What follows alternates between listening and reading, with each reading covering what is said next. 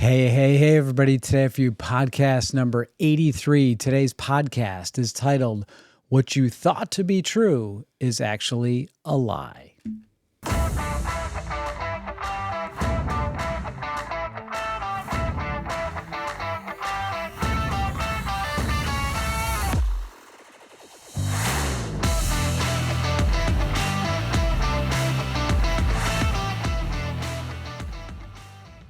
Hey, everybody. Welcome to this week's edition of your weekly Limitless Life Network podcast. I'm Dr. Pete Lombardi, and sitting next to me is my lovely wife, Sandy Lombardi. Hello, everyone. Yes, and this is the Limitless Life Network, where we flesh out the limitations that are preventing you from reaching your goals and living the life that you were called to lead. And we always like to start the podcast off by thanking each and every one of you for taking some time out of your day as loyal listeners and subscribers to check out the information and content that we have to bring for you today. And today's podcast is unusual in terms of we've totally flipped the script a bit, and we're going to present some information as a result of something that we've been doing for the last 90 plus days. And we did a podcast on it before, back in the beginning, that called Meet the Traveling Carnivores. Mm-hmm. So if you haven't seen or listened to that podcast, you may want to go back and check it out in the archives. But today we're going to actually go over some of the results of being on a carnivore diet for the last 90 days and the ins and outs of that and some of the things that we learned along the way. So we've had some yesterday, and I didn't tell you this. Maybe I did tell you this. Yesterday I had a comment from one of our listeners that she noticed how my wife, she said, your wife is just glowing since she's been on this diet, like her color and her face, so she had a really strong compliment about how glowing and radiant you looked. So that's nice, but it definitely does affect your skin. Mm-hmm. Yeah. So pretty cool. So what you thought was true is actually a lie. So this is going to be a recap of basically our 90 days of being carnivore, and we went and had some blood work done. Right. We often do that when we travel. We have blood drawn when we're out of state because we can get a discounted rate out of New York. And for those of you who pay for your own health insurance or your own health, that's an option. Yeah. So when we travel, we tend to go to a LabCorp and get our blood work drawn. And so it's pretty awesome. We just got the results back last week from the functional medicine doctor that we use. Yeah, Dr. G read our blood chemistry reports, and he's got several previous blood draws of the same panels to compare. Mm-hmm. So I think this is a really neat comparison to see what has changed. And there's a definite change. 90 days of eating this way, and we didn't change any of the supplementation that we had been doing along the way either. So very, very cool. So what do you want to talk about first with your results? Well, part of my unique situation is I've had 3 different tick bites in the past 9 months. All 3 of those ticks testing positive for Lyme, and therefore I'm contracted Lyme. So I had blood work done June last year, August, and now again in end of March. Yeah. Yep, end of March. So, yeah, it tells a story. It definitely tells a story. So one of the first things we got to talk about, I think, is the elephant in the room. Like, what is carnivore? What are you doing? Like, you're not eating any vegetables. Why would somebody not want to eat vegetables? And I don't want to vilify vegetables. That's not the point here. But I think we need to talk a little bit about why we can get along on just meat, eggs, and Fish. Basically fish, and fish is meat. So I don't consider it meat in my head. But. Yeah, exactly. And you're eating some cheese. And a little bit of cheese too in there as well. So why is it that you can go along with that and no like fruits and vegetables? Because your entire life you're drilled into your head, eat your vegetables, mm-hmm. To be healthy. That's where you're going to get all your vitamins and minerals. But what is it about vegetables that could be bad for us? And I think that's kind of a good thing to talk about. So That was eye-opening to me back in August when Dr. Janopoulos spoke with me about my blood work then in August, and I was actively fighting Lyme at that point. My autoimmunity was definitely working, trying to fight that infection. And he recommended I not eat any raw vegetables, trying to heal my gut. So that's kind of where that started for me. Yeah. So, vegetables in themselves, they're not all necessarily bad for you. But if we go back and kind of look at our Paleolithic ancestors and what they ate and so forth, well, they ate everything that they could get their hands on, right? So they foraged, they hunted, and they gathered. And what gave them the biggest bang for their buck was going to be getting, protein and fat provided the greatest amount of resource. Our bodies need protein to build muscle, and we need fat to produce hormones. And carbohydrates, which are what you get from vegetables, there's very little protein in vegetable. It's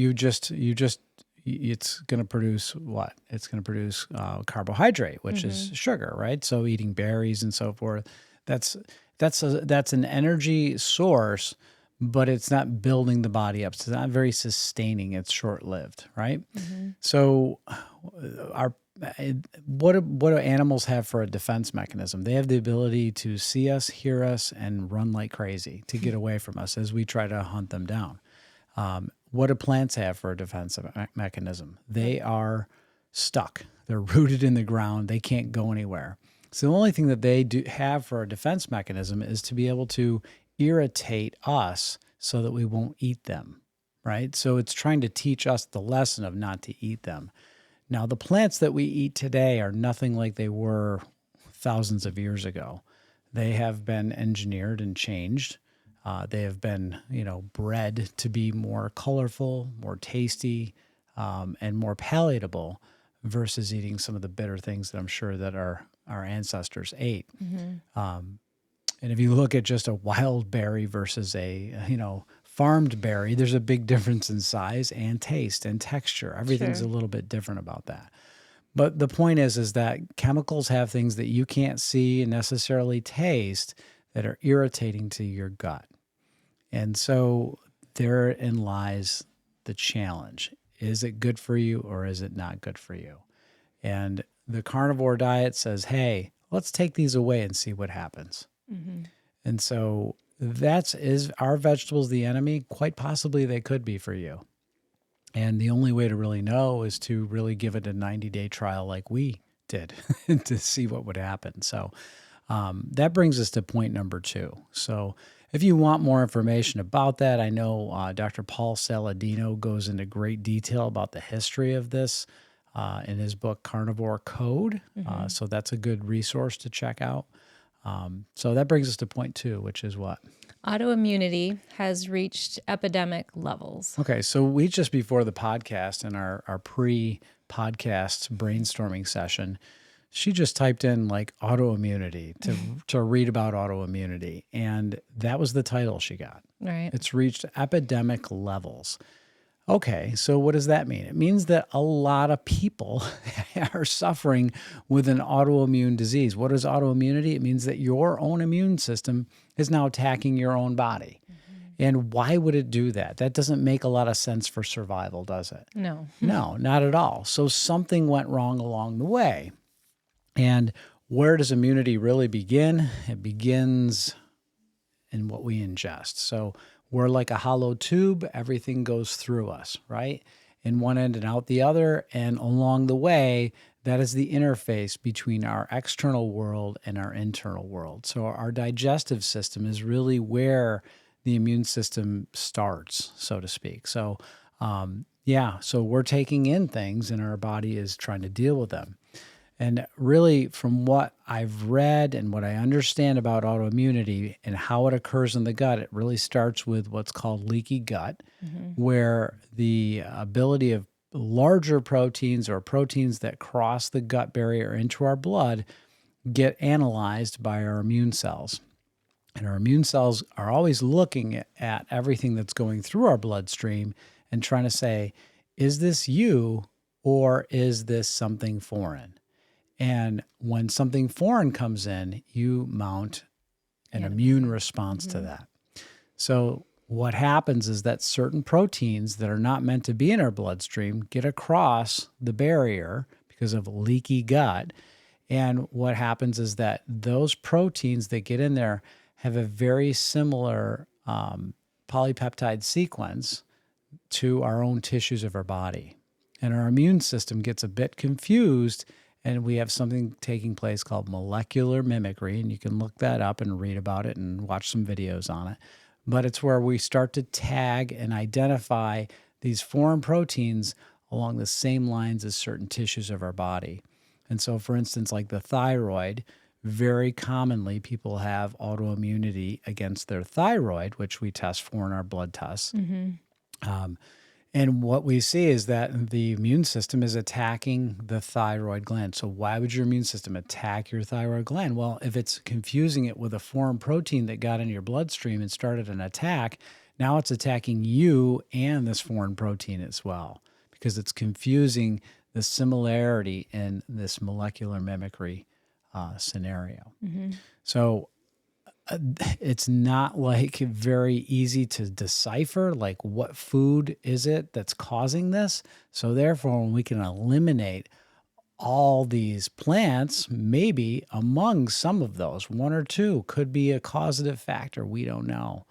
But there's a lot of people that have gone on a carnivore diet and reversed their autoimmunity or really suppressed the symptoms to the point of hardly even noticing their problems anymore. Yeah, and that was significant in my results. In August, I had high levels of immune response.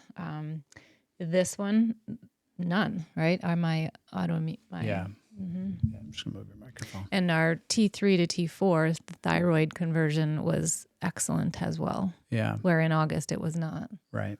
So that was pretty cool. All right. So that brings us to another really important point, which is the point of inflammation. So inflammation, and I could have probably talked about this in point number 4 and done point number 4 ahead of it. I could have probably flipped these two around, but inflammation is a normal response in our body to an injury, right? That's an acute inflammation, or an infection. That's another way we can have inflammation. So neither of us have any chronic infections, so there was no inflammatory immune reaction there that was showing us that kind of inflammation. Neither one of us went in with any acute injury either, so there was nothing showing there.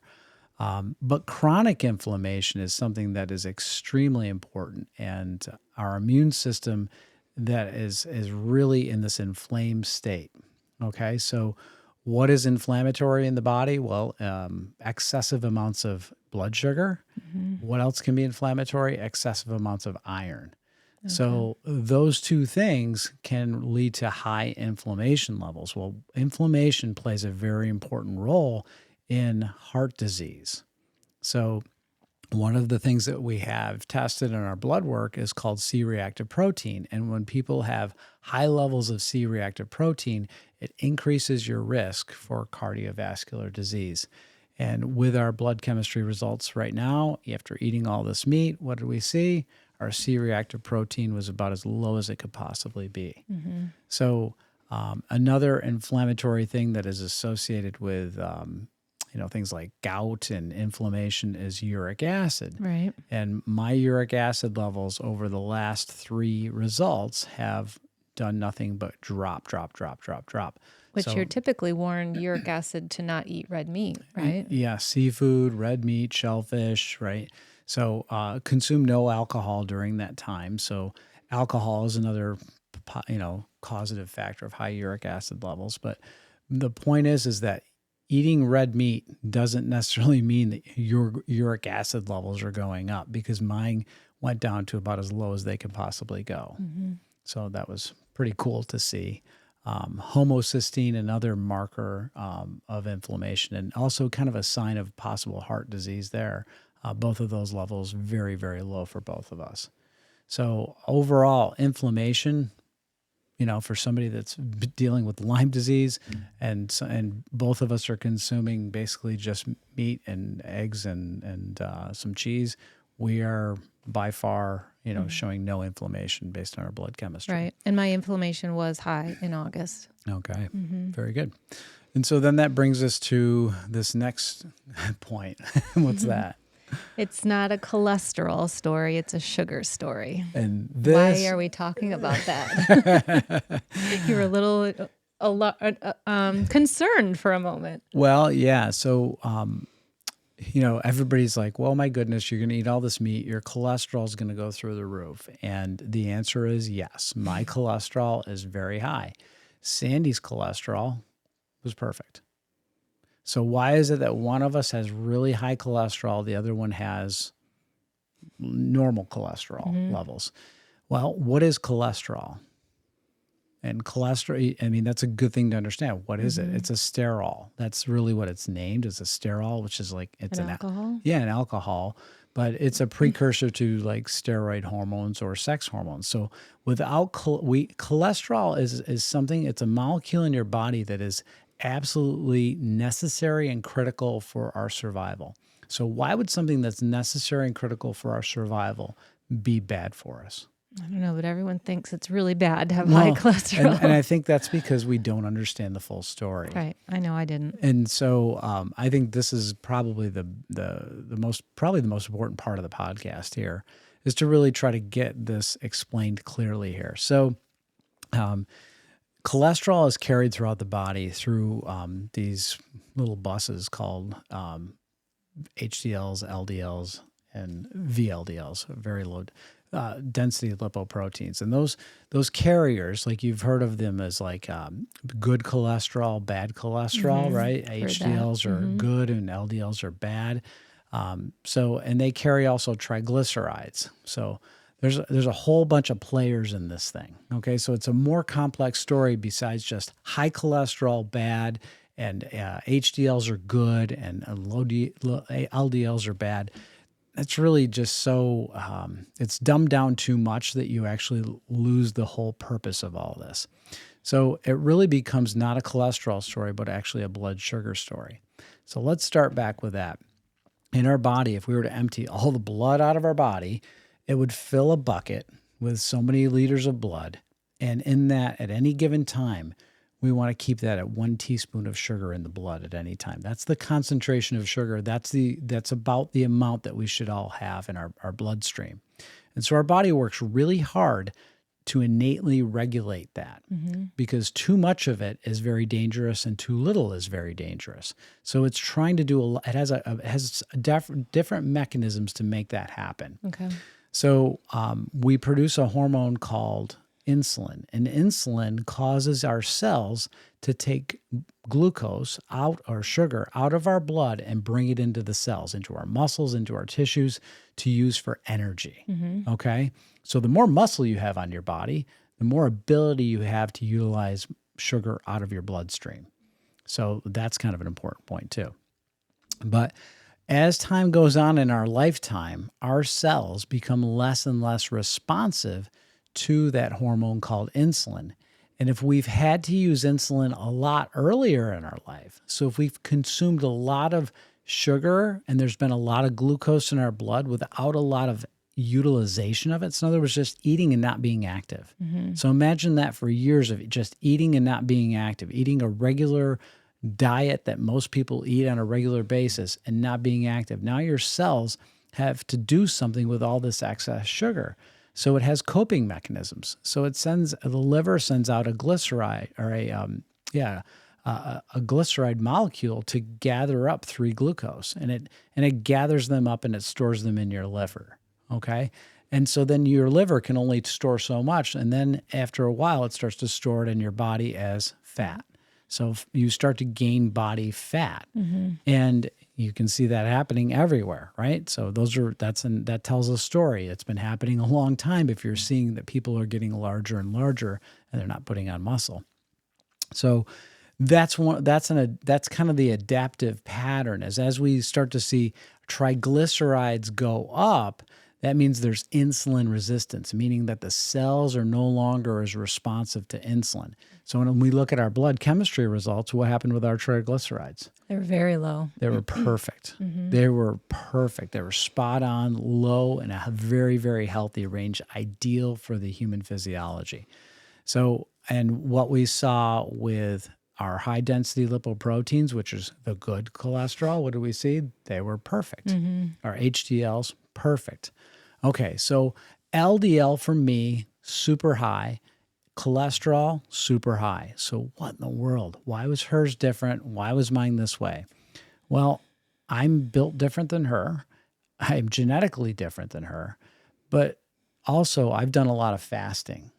I've also done intermittent fasting, prolonged fasting, and I've taken ketones periodically for over 2 years now.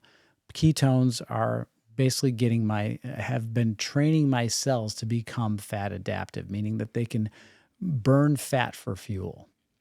So my body is very adapted at burning fat for fuel. So this is the response that I have is a phenomenon called a lean mass hyperresponder. So in other words, I don't have a lot of fat in my body, but my cells are using fat, and they're being trafficked. Fat is being trafficked as fuel through my body by cholesterol. So cholesterol and these LDLs are delivering fat for fuel. So, okay, so wait a second. But doesn't high cholesterol mean that I'm at risk for heart disease? No. Not necessarily. So if you go back and you look at where cholesterol was vilified, it's called the Framingham study. And if you look at the Framingham study, it talks about a population where they saw, people with high cholesterol had a correlation with heart disease. But what you don't look at is the subsets if you break this down. And so people that have heart disease, traditionally, you're going to see across the board high triglycerides, which means insulin resistance. And you're also going to see that they have very low HDLs. And people that have very low HDLs and very high triglycerides are at a risk for heart disease. But people that have high HDLs and normal triglycerides, it doesn't matter what your LDLs are with regard to, and that's what you see in the Framingham study, the same exact data, is that if you control for those other two factors, you'll see that LDL had no bearing or impact on heart disease. So cholesterol is not the villain here. It's actually something that's been involved in the process. So there's a great video that explains it in great detail by Dr. Paul Saladino, and I will attach that video in the show notes for people to watch to get more detail in case I screwed any of that up. All right, what's next? All right, point number 5 is something Pete and Dr. Janopoulos are going to do this Friday called VO2 Max. And I said, I don't know what that is. I bet a lot of our listeners don't know what that is. Okay. So VO2 Max is a test that we're going to be doing. Actually, he's showing up at our house on Friday. We're going to do it on Saturday. Right. So Saturday, we're going to test myself, my trainer, Josh Lewis, and another one of his trainers, Andy Sipley. And I believe our son Nate is going to get tested as well. We're trying to get people in different decades of life. So I'm in my 50s, Josh is in his 40s, Andy's in his 30s, and our son's in his 20s. Because for every decade of your life, your VO2 max will drop. And VO2 max is the maximum amount of oxygen, is the maximum rate at which oxygen is utilized in your body during exercise. So, the younger you are, you should be able to be very efficient at exchanging oxygen. And as we age, our efficiency of exchanging oxygen does decline to a degree. But the key is that you have control over offsetting that.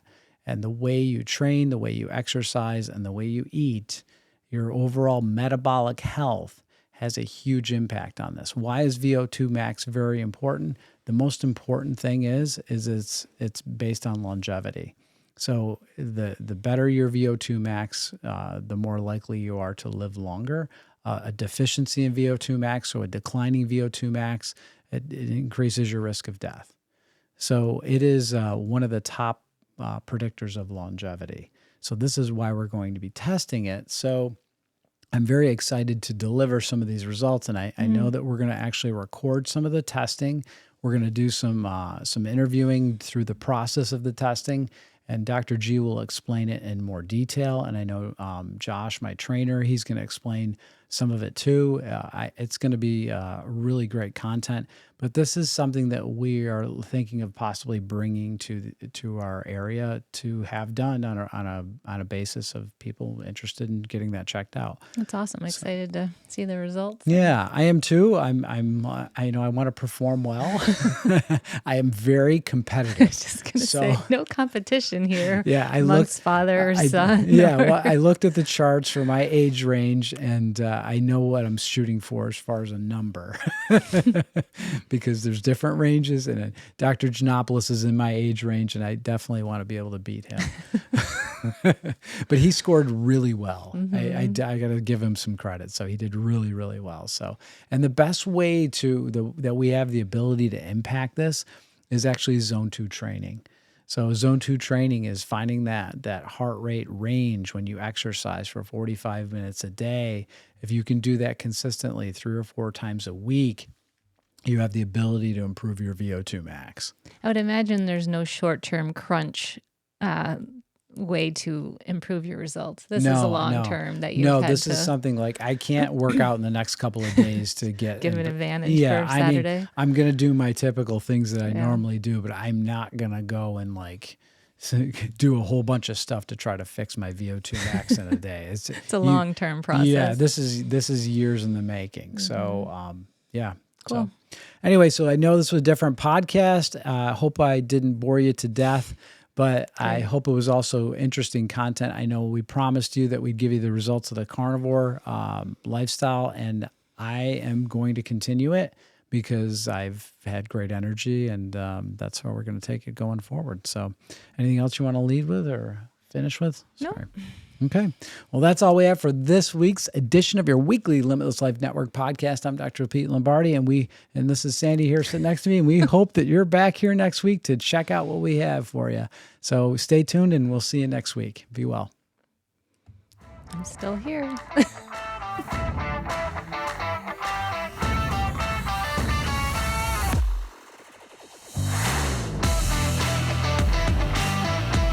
I hope you all had a great Easter.